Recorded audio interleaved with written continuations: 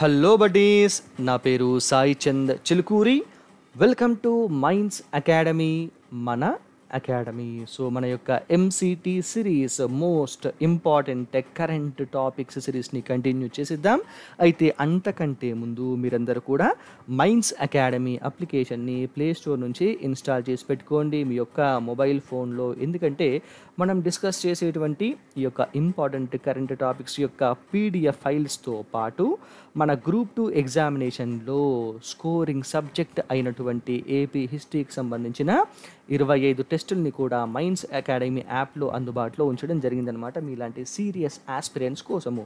So మీరు దీన్ని utilise చేసుకోండి, ఎగ్జామ్లో మీ యొక్క సక్సెస్ రేట్ని పెంచుకోండి. ఓకే, సో ఈరోజటి ఇంపార్టెంట్ కరెంట్ టాపిక్స్ చూసుకుంటే, ఇండియాకు స్పుత్నిక్ వి టీకా రాబోతుందన్నమాట. ఏ విధంగా వస్తుంది, ఎవరు తయారు చేశారు, ఏంటి దీని కథ కమేష్ చూసుకుంటే, హ్యూమన్ అడెనో వైరల్ హెక్టార్ ప్లాట్ఫామ్పై తయారు చేసినటువంటి ఈ యొక్క రష్యాకు చెందిన Gamaleya and national research institute of epidemiology and మైక్రోబయాలజీలు ఈ యొక్క 2 సంస్థలు ఆవిష్కరించినటువంటి కోవిడ్ టీకా అయినటువంటి స్పుత్నిక్ వీను భారత్కి చెందిన డాక్టర్ రెడ్డీస్ ల్యాబొరేటరీస్ మన ఇండియాకు తీసుకుని రావడానికి ప్రయత్నాలు చేస్తున్నారనమాట. సో దానిలో ఒప్పందం కూడా కుదరటం జరిగింది. ఇందులో భాగంగా భారత్లోని ఔషధ నియంత్రణ సంస్థ నుంచి అనుమతి రాగానే ఆర్డిఐఎఫ్, ఏంటి ఆర్డిఐఎఫ్ అంటే రష్యన్ డైరెక్ట్ ఇన్వెస్ట్మెంట్ ఫండ్ అనమాట. సో ఈ యొక్క ఆర్డిఐఎఫ్ 10 కోట్ల డోసుల స్పుత్నిక్ వి టీకాను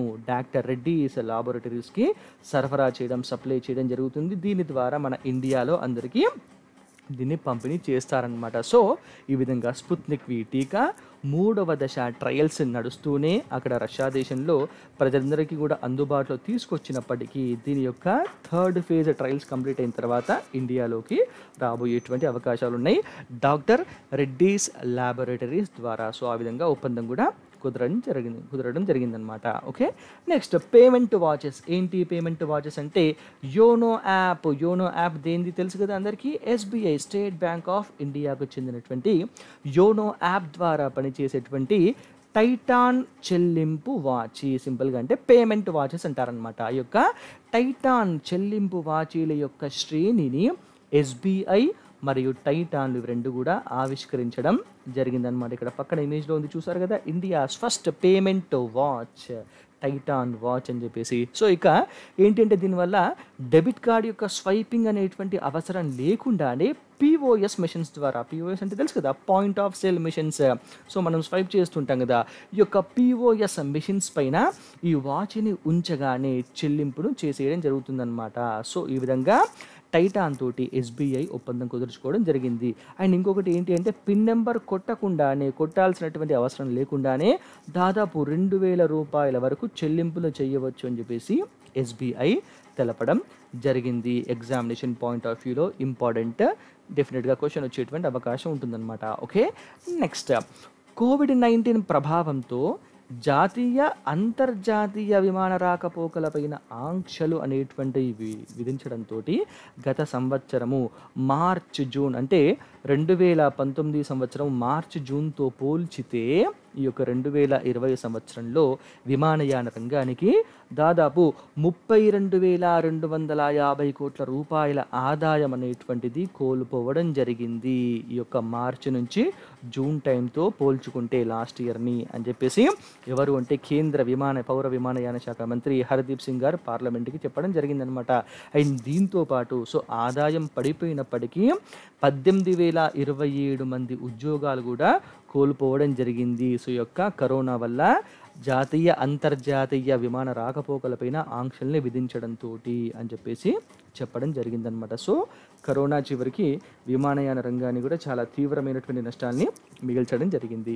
నెక్స్ట్, దేశ కొత్త పార్లమెంట్ భవనాన్ని నిర్మించడానికి 7 సంస్థలు కాంట్రాక్ట్ కోసం పోటీ పడగా రూపాయలు ఎంత అంటే 861.90 కోట్లు అంటే 861,90,90,00,000తోటి నిర్మించడానికి బిడ్ వేసినటువంటి టాటా గ్రూప్కి చెందినటువంటి టాటా ప్రాజెక్ట్స్ లిమిటెడ్ ఈ యొక్క కాంట్రాక్ట్ ఏంటి, కొత్త పార్లమెంటు భవనాన్ని నిర్మించేటువంటి ప్రాజెక్టుని ఆ ప్రాజెక్ట్ కాంట్రాక్ట్ని దక్కించుకోవడం జరిగిందనమాట. సో ఈ యొక్క ప్రాజెక్టు కోసము ఆర్కిటెక్చర్ని గుజరాత్కి చెందినటువంటి హెచ్సిపి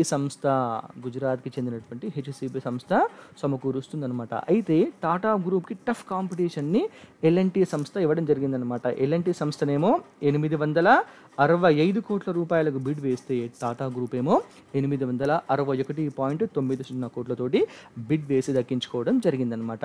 ఎందుకోసం ఈ విధంగా మళ్ళీ కొత్త పార్లమెంటు భవనాన్ని నిర్మిస్తున్నారు అంటే 2026 సంవత్సరంలో నియోజకవర్గాల యొక్క పునర్వ్యవస్థీకరణ అనేటువంటిది జరుగుతుంది కాబట్టి, సో తద్వారా సభ్యుల యొక్క సంఖ్య పెరిగేటువంటి అవకాశం ఖచ్చితంగా ఉంది కాబట్టి దాదాపు 1400 మంది సభ్యులు కూర్చునే విధంగా యొక్క కొత్త పార్లమెంటు భవనాన్ని నిర్మించాలి అని చెప్పేసి ప్రభుత్వం భావించడం జరిగిందనమాట. అండ్ దాంతోపాటు ప్రస్తుత అవసరాలు అండ్ భవిష్యత్ యొక్క అవసరాలకు తగ్గట్టుగా నూతన పార్లమెంటును ఢిల్లీలోని ల్యూటెన్ ప్రాంతంలో నిర్మించాలి అని చెప్పేసి ప్లాన్ చేయడం జరుగుతుంది.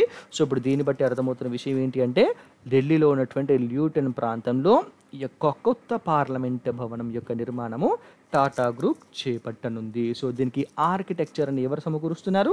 గుజరాత్కి చెందినటువంటి హెచ్సిపి సంస్థ. ఎగ్జామినేషన్ పాయింట్ ఆఫ్ వ్యూలో ఇంపార్టెంట్, చూసుకోండి. ఓకే, నెక్స్ట్ సహకార బ్యాంకులు ఆర్బీఐ పరిధిలోకి రావటం జరిగింది. సో సహకార బ్యాంకులు, కోఆపరేటివ్ బ్యాంక్స్ అన్నీ కూడా ఇప్పటి నుంచి ఆర్బీఐ పరిధిలోకి వస్తున్నాయి. ఏ విధంగా అంటే పంజాబ్, మహారాష్ట్ర సహకార బ్యాంకులో అక్రమాలు వెలుగు చూసినటువంటి నేపథ్యంలో, సో ఇక పంజాబ్ మహారాష్ట్ర సహకార బ్యాంక్ ఇది మల్టీ స్టేట్ కోఆపరేటివ్ బ్యాంక్ అనమాట. సో ఇక బ్యాంకులో అక్రమాలు వెలుగు చూసినటువంటి నేపథ్యంలో అర్బన్ మరియు మల్టీ స్టేట్ సహకార బ్యాంకులు, సో ఇక్కడ గుర్తుంచుకోవాలి, అర్బన్ మరియు మల్టీ స్టేట్ సహకార బ్యాంకులకు మాత్రమే ఆర్బీఐ పరిధిలోకి తీసుకొస్తున్నారు. సో గ్రామ స్థాయిలో ఉండేటువంటి సహకార బ్యాంకులు కాదు. ఎగ్జామ్లో మనల్ని కన్ఫ్యూజ్ చేసేటువంటి అవకాశం ఉంటుంది, గుర్తుంచుకోండి. సో అర్బన్ మరియు మల్టీ స్టేట్ సహకార బ్యాంకుల్ని ఆర్బీఐ పరిధిలోకి తీసుకువస్తూ తెచ్చినటువంటి బ్యాంకింగ్ నియంత్రణ సవరణ బిల్లు, దీనికి పార్లమెంటు ఆమోదించడం జరిగిందనమాట. సో ఇకపైన సహకార బ్యాంకులపైన పర్యవేక్షణ చేపట్టేటువంటి అధికారము ఆర్బీఐకి లభిస్తుంది. బట్ అయితే ఈ సహకార బ్యాంకులపైన ఆర్బీఐకి పర్యవేక్షణ అనేటువంటిది సింపుల్గా కాకుండా దీన్ని డీటెయిల్గా ఒక వీడియోలో నేను సపరేట్గా మళ్ళీ మీకు నేను ఎక్స్ప్లెయిన్ చేస్తానంటే కోఆపరేటివ్ బ్యాంక్స్ అంటే ఏంటి, షెడ్యూల్ బ్యాంక్స్ అంటే ఏంటి, నాన్ షెడ్యూల్ బ్యాంక్స్ అంటే ఏంటి అనేటువంటివి మీకు డీటెయిల్గా వేరొక వీడియోలో ఎక్స్ప్లెయిన్ చేస్తాను. ఈ యొక్క చట్టాలు ఎప్పుడు వచ్చాయి, అసలు ఆర్బీఐకి ఏ విధమైనటువంటి అధికారాన్ని కట్టబెట్టడం జరిగింది, దీనివల్ల సహకార బ్యాంకుల్లో ఉన్నటువంటి డిపాజిట్దారులకు ఏ విధమైనటువంటి లాభం ఉంటుంది, ఏ విధమైనటువంటి నష్టం ఉంటుంది అనేటువంటిది నేను డీటెయిల్గా మరొక వీడియోలో ఎక్స్ప్లెయిన్ చేస్తాను. ఓకే, బట్ ఇప్పుడు ఏంటి అంటే ఈ యొక్క చిన్న బ్రీఫ్ చూసుకుంటే సహకార బ్యాంకులపైన పర్యవేక్షణ అధికారము ఆర్బీఐకి లభించడం జరిగింది. దీని ద్వారా బ్యాంకింగ్ నియంత్రణ సవరణ బిల్లుకు పార్లమెంటు ఆమోదించడం ద్వారా. ఓకే, నెక్స్ట్ మళ్ళీ తుపాకీ పేల్చినటువంటి చైనా. సో ఎల్ఏసి వెంబడి, లైన్ ఆఫ్ యాక్చువల్ కంట్రోల్ వెంబడి గత 45 సంవత్సరాలలో ఎన్నడూ లేని విధంగా ఈ నెల 7వ తారీఖు నాడు కాల్పులకు చైనా పాల్పడింది కదా. సో ఈ విధంగా కాల్పులు చేసినటువంటి చైనా ఆర్మీ మరొకసారి తూర్పు లదాఖ్లోని పాంగాంగ్ సరస్సు యొక్క ఉత్తర ఒడ్డున ఉన్నటువంటి భారతదేశ సైనిక స్థావరం వైపు చైనా ఆర్మీ దూసుకుంటూ రావడం జరిగిందనమాట. అంటే మన వాళ్ళను బెదరగొట్టడానికి. అయినప్పటికీ కూడా మన ఇండియన్ ఆర్మీ ఏమాత్రం విరవకుండా స్థిరంగా ఉండడంతో చైనా వాళ్ళు ఏం చేయాలో అర్థం కాక ఆ పిఎల్ఏ దళాలు వెనక్కి వెళుతూ అసహనంతో భారత బలగాలను, మన ఇండియన్ ఆర్మీని భయపెట్టేందుకు గాల్లోకి 200 రౌండ్లు కాల్పులు అనేటువంటివి జరపడం జరిగింది. సో ఇక కాల్పుల ఘటన అనేటువంటిది ఎప్పుడు జరిగింది అంటే మాస్కోలో మన ఇండియా, చైనా, మన భారతదేశానికి చెందినటువంటి రక్షణ మంత్రి అండ్ చైనా రక్షణ మంత్రుల యొక్క సమావేశానికంటే ముందే ఈ యొక్క ఇన్సిడెంట్ జరిగింది అని చెప్పేసి అధికారులు తెలపడం జరిగింది. ఓకే, మనము రీసెంట్గా కొంతకాలంగా ఇండియా చైనా ఇష్యూ గురించి మనం డిస్కస్ చేస్తూనే ఉన్నాం. బట్ ఎగ్జామినేషన్ పాయింట్ ఆఫ్ వ్యూలో మాత్రం ఇంపార్టెంట్. మరొకసారి అవన్నీ కూడా చూసుకోండి. మన ప్రీవియస్ కరెంట్ అఫైర్స్ వీడియోస్లో దాని డీటెయిల్స్ మొత్తం కూడా ఉన్నాయి. నెక్స్ట్, భూగర్భ జలాల్లో కాలుష్యాన్ని గుర్తించేటువంటి సాంకేతికతను ఐఐటి ఖరగ్పూర్ పరిశోధకులు గుర్తించడం జరిగిందనమాట. ఇందుకోసం వీళ్ళు ఏం చేశారు అంటే ఏఐ పరిజ్ఞానము, ఆర్టిఫిషియల్ ఇంటెలిజెన్స్ పరిజ్ఞానంతో పనిచేసేటువంటి మోడల్స్ని రూపొందించడం జరిగింది. సో వీటి ద్వారా భూగర్భ జలాలు కలుషితం అయ్యాయా లేదా అనేటువంటి విషయాన్ని విశ్లేషించడం జరుగుతుంది. Okay, so examination point of వ్యూలో ఇంపార్టెంట్ చూసుకోండి. నెక్స్ట్ స్నాప్ ఏంటి? స్నాప్ అంటే వ్యక్తులు తుమ్మినప్పుడు, దగ్గినప్పుడు, చీదినప్పుడు తుంపర్ల ద్వారా వచ్చేటువంటి వైరస్ను నాశనం చేసేటువంటి స్నాప్ అనేటువంటి ఒక మాస్క్ని బ్రిటన్లోని భారత సంతతి వైద్యుడైనటువంటి డాక్టర్ అజిత్ జార్జ్ గారు రూపొందించడం జరిగిందనమాట. సో దీన్ని ఇంకా ఇంప్రూవైజ్ చేశారు ఆస్టన్ యూనివర్సిటీ తోటి కలిసి. సో ఫస్ట్ దీన్ని డాక్టర్ అజిత్ జార్జ్ గారు రూపొందించిన తర్వాత దీన్ని ఇంకా బెటర్మెంట్ చేద్దాం అనేటువంటి ఉద్దేశంతో ఆస్టన్ యూనివర్సిటీ తోటి మళ్ళీ టైఅప్ అయ్యి ఈ విధమైనటువంటి స్నాప్ అనేటువంటి మాస్క్ని ఫైనల్గా రూపొందించడం జరిగింది. సో ఎగ్జామినేషన్ పాయింట్ ఆఫ్ వ్యూలో ఇంపార్టెంట్ చూసుకోండి. ఓకే, నెక్స్ట్ హైదరాబాద్లో ఉన్నటువంటి హుస్సేన్ సాగర్ తీరంలో రూపాయలు 146.5 కోట్ల ఖర్చుతోటి 125 అడుగుల ఎత్తుతో డాక్టర్ బిఆర్ అంబేద్కర్ గారి యొక్క కాంస్య విగ్రహాన్ని నిర్మించడానికి తెలంగాణ స్టేట్ గవర్నమెంట్ ఉత్తర్వుల్ని జారీ చేయడం జరిగిందనమాట. మొత్తము ఎంత 11.8 ఎకరాల విస్తీర్ణంలో మ్యూజియం, గ్రంథాలయం, పార్క్ వీటన్నిటితో కలిపి భారీ స్థాయిలో విగ్రహాన్ని కూడా, అంబేద్కర్ గారి యొక్క విగ్రహాన్ని కూడా ఏర్పాటు చేసే విధంగా ఈ ఉత్తర్వుల్ని జారీ చేయడం జరిగింది.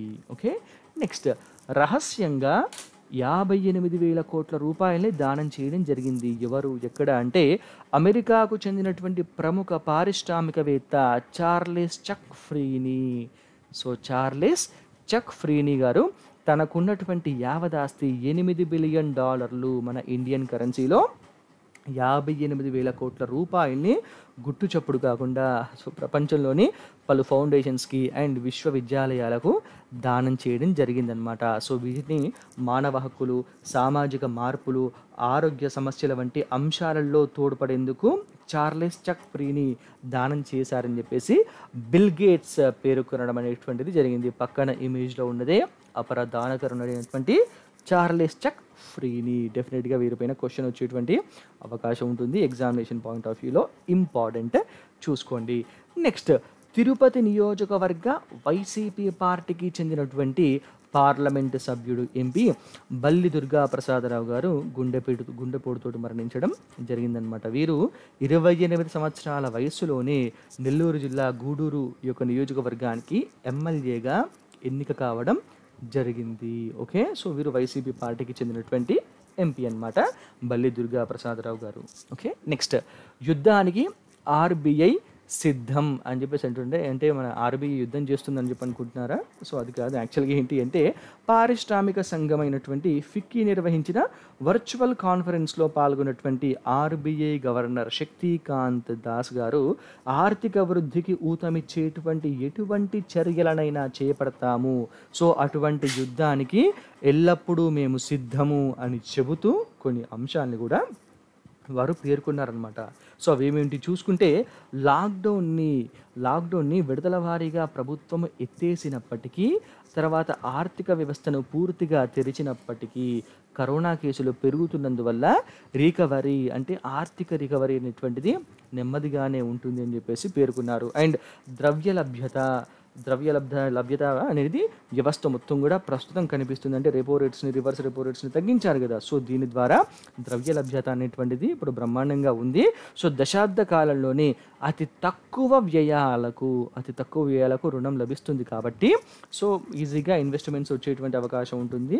సో కొత్త పరిశ్రమలు అనేటువంటివి కూడా మన ఇంటి ఉత్పత్తులను ప్రారంభించేటువంటి అవకాశం ఉందని చెప్పేసి శక్తికాంత్ దాస్ గారు చెప్తున్నారనమాట. అండ్ 2020-21 ఆగస్టు వరకు 2020-21 ఆర్థిక సంవత్సరంలో ఆగస్టు వరకు రికార్డు స్థాయిలో దాదాపు 3.2 లక్షల కోట్ల కార్పొరేట్ బాండ్లను కూడా మేము జారీ చేయడం జరిగింది అని చెప్పేసి చెప్పారు. అండ్ ఐఎల్ అండ్ ఎఫ్ఎస్ సంక్షోభానికి, ఈ యొక్క ఎన్బిఎఫ్సి సంక్షోభానికి ముందు బ్యాంకుల స్థాయిలో నిబంధనలు అనేటువంటివి ఉండేవి కావు. వీటికి ఎన్బిఎఫ్సిస్కి, సో నాన్ బ్యాంకింగ్ ఫైనాన్స్ కార్పొరేషన్స్కి. సో ప్రస్తుతం వాటిని కూడా బ్యాంకులతో పాటు అవే నిబంధనలు ఉండే విధంగా మేము చర్యలు తీసుకుంటున్నాము అని చెప్పేసి చెప్పారు. అండ్ ఎన్బిఎఫ్సిల యొక్క ఆర్థిక పరిస్థితిని నిరంతరం గమనిస్తూ మరొక సంస్థ ఈ యొక్క ఐఎల్ఎండ్ఎఫ్ఎస్ లెక్క విఫలం కాకుండా మేము పర్యవేక్షణ చర్యలు కూడా చేపడుతున్నాము అని చెప్పేసి చెప్పడం జరిగింది. అండ్ వ్యాపారాలు పుంజుకోవడంతో పాటు